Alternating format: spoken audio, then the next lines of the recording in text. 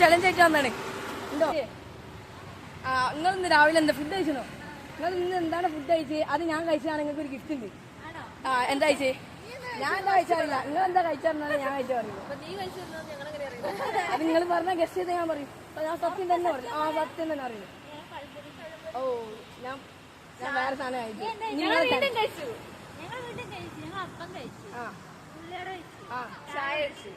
ഞാൻ അതൊന്നല്ല കഴിച്ചേ. ഞാൻ കഴിച്ച പറയും നിങ്ങൾക്കാണോ?